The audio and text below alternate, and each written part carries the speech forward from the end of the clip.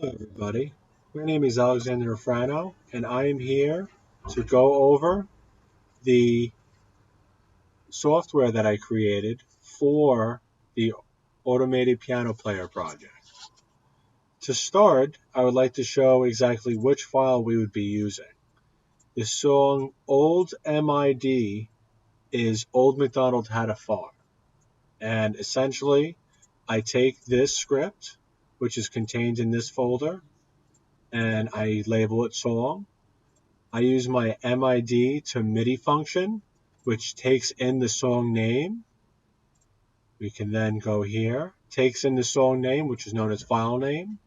I use these three functions. One was written by Ken. This one takes all the information based on the MIDI file and converts it into usable data, along with this one as well. This is known as MIDI info. This takes everything that was read from the MIDI file and that converts it exactly into what's usable. So what's usable is I know exactly what notes are played, the start time, the end time, and the difference in time. This difference in time tells us exactly how long until the next note should be played. The velocity was going to be used, but unfortunately, because this is a virtual type of simulation, it is not going to be used anymore. The mid note is extremely important because this tells us, which was written by this person right here, I cannot pronounce his name, but this tells us exactly what key you should, essentially put the piano player on to the keyboard, to the piano. So the minimum note that's played, so say if it's like a D4, say if that was the lowest frequency note in the entire song, that means you know that as you're sliding it up, the first key that it should be on is D4, and the rest of the keys will be of the higher notes, which has to consist of 24 keys because otherwise it's past the 2 octave requirement. So essentially, as we go down a little more, this is the requirement saying, okay, is it within 2 notes, 2 octaves or not? As we go down, if it is within 2 octaves for the song, then it goes to the next point, which says place the lever on the exact note or key that you need to place the piano player on. Once you've done this, press any key and continue. So what this essentially does is this is taking all the information out of the MIDI file and converting it into something that's useful. Let's start by hitting play. As you can see right here, it says place the lever on the key in the piano D. Well, there you go, D4. So I'm going to assume that I've done that. But before I do anything, I'm going to want to pause this. Now that I have paused this, I wanted to demonstrate what the G matrix contains, which is coming from this. Essentially what the G matrix is containing is we have this value of 27. This is relating to pin 27 on the Arduino. And if we go down, this is the MIDI file that was produced from the song.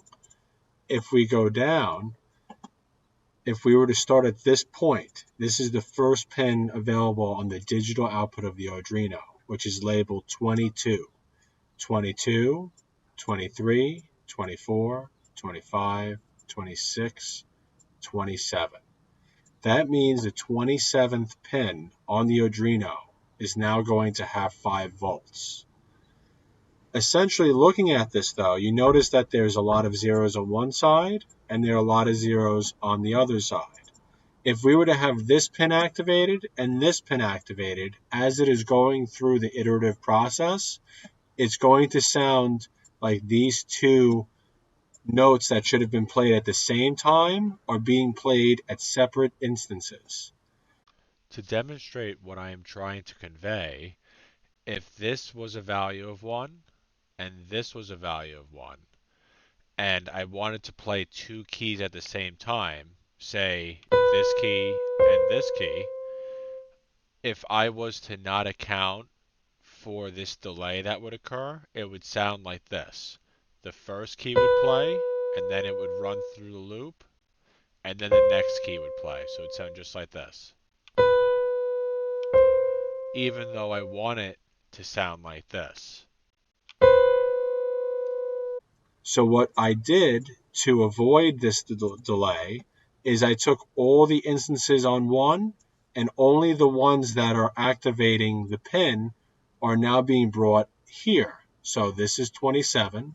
This 0 is here just to fill in the gap because this is a 2 by 59. So that means there's 59 time instances of where 59 times you have to press down a key.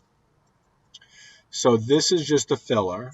This 51 is only used because the circuit that I designed had two options. One where you press the key normally and one where you press the key a lot harder.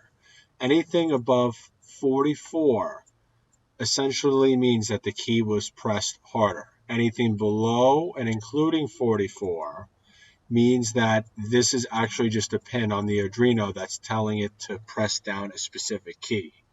So 27 acts as the sixth key on a piano based on the first key, which is the lowest note.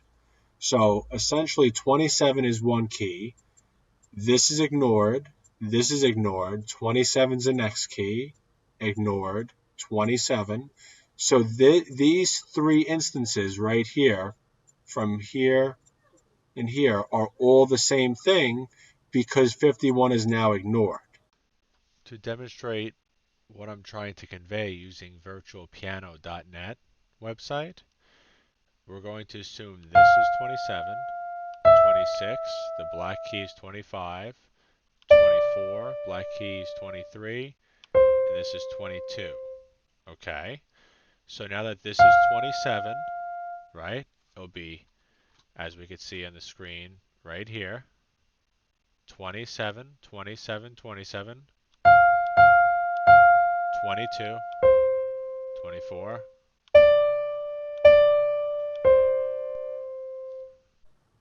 So this is the same key pressed three times and then a different key, which is 22, which is the first key that is outputting on the 22nd pin on the Arduino. So now that we see how this is running and also the fact that we've eliminated the delay, I shall now show you, now that you have an understanding of this, what happens once we actually output it using this function here. Okay, now that we are on the function string to output, this is strictly for the simulation. It takes in that G matrix, as you can see here, as I was showing you, and it also takes in the time difference. So it's the time it should take until you press the next key. So if I press the first key, it's 0.6 seconds until I press the next key. To demonstrate what I'm trying to convey using the time difference values, which says it's from one key to the next, so it would be just like this. The first key is pressed, some time went by, now the next key is pressed, so it'd sound exactly like this. And there you go. This frequency matrix right here is the frequency based on every key on an 88 key piano. The first one is the lowest, and as you can see, well, the first one is the lowest, and as you can see, it slightly increases. The last one is the highest, so this would be the last key on an 88 key piano. This was my way of making it so this would be a virtual type of demonstration to show that this is a real piano that we're actually looking at. So as we go down a little bit, this is the start key. We're assuming that the key is going to start on the 20th one. It was just a random choice. The sample rate, that was a standard rate that I chose. And from tuning it a little bit, I realized this is something that sounds really smooth. The number of samples is essentially how long do you want the note to be played for. And I wanted each note to be played for around 0. For this value here. So to demonstrate what I mean by the number of samples, say if I have 1,000 samples, that means essentially that it's going to hold a note down for 1 second. So it'd be like this. And then let go. So the second, once the end of the samples end, the finger is no longer on the key. But say if I had 500 samples, it would be like this. And then you just let go. It's much shorter. This gives me the size, so it tells me how many times I should iterate, so how many keys I should be pressing. And, to skip all this jazz over here, if I was to move down, this is probably the most important. This is what produces the sound. This sine right here, this sine function, produces data from a sine function based on the frequency. So this frequency is taken from here. So you need the frequency of the note. This is also telling you which key that you're going to be on, or as I showed you before, that this is based on a specific note. So node 27, that pin 27. So pin 27 is going to be pressed. But since I know it's around the 44th key that we want to be starting with, 27 plus 20 is 47. So it's around there. And this determines how long should the sample be played for. This is all included in the sine function.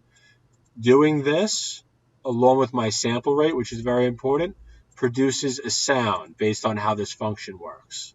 Once the sound is produced, you wait X amount of time until you press the next note.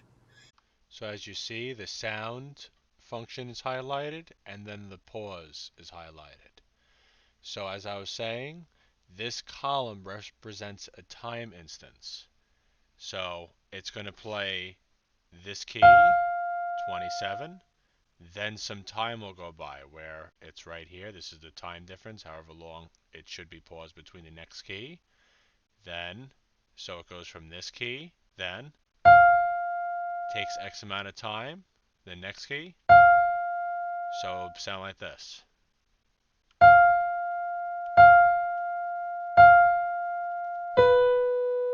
And that's how it would continue. It would just keep going for each thing.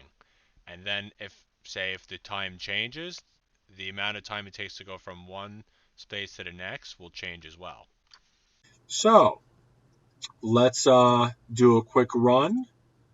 As you can see, we're up to this point where it's about to be pressed. I continue. Now I'm here. Now it's about to play the sound, and this is going to be based, since J and I are both 1, it's going to be based on 27. Plus 20 is the 47th note, so if I was to go in here, it'd be 47, based on the frequency, the 44th key on a piano. So if we do it, and there you go. Now, as you can see that played, now we're going to be where we'd want to be, is exactly at 27 again. So that's the second row, second column. We check J, second row, second column. Boom. So if we check it again, the next note we want is the third row, second column, third row. And there you go. Now at this point, I will assume that you understand what's going on. So the next one is going to be the fourth row, first column, fourth row, because it's only taking the values below 44, including 44, and greater than 0. So it's either, it has to be around that range. So now I'm just going to let it continue to play, and the song is Old MacDonald Had a Farm.